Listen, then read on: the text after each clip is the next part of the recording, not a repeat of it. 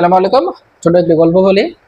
একবার বাংলাদেশের এক মন্ত্রী ও আমেরিকার এক মন্ত্রী, তারা দুজন খুব ভালো বন্ধু ছিল। তো আমেরিকার মন্ত্রী বাংলাদেশের মন্ত্রীকে তাদের দেশে যাওয়ার জন্য আমন্ত্রণ জানালো। তো বাংলাদেশের মন্ত্রী আমেরিকার মন্ত্রীর বাড়িতে গেল দাওয়াত খাওয়ার জন্য। গিয়ে দেখলো যে আমেরিকার মন্ত্রীর অনেক বিশাল বড় বাড়ি, অনেক সুন্দর সুন্দর জিনিসপত্র দিয়ে সাজানো।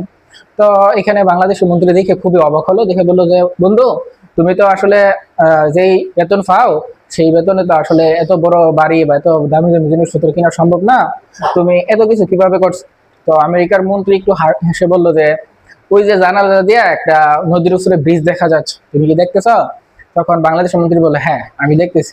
তো এই ব্রিজের অর্ধেক টাকায় আমার পকেটে গেছে, আর এই টাকা দিয়ে আমি এত বড় বাড়ি এবং দামি দামি জিনিসপত্র কিনছি।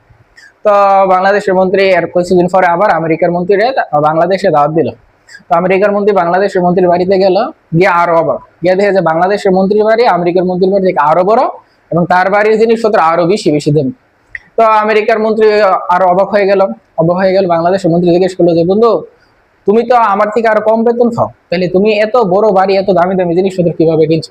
তখন বাংলাদেশের মন্ত্রী আরো বার হেসে বললো যে বন্ধু, ওই জানালা দিয়ে দেখো নদীর উপরে একটা ব্রিজ দেখা যায়।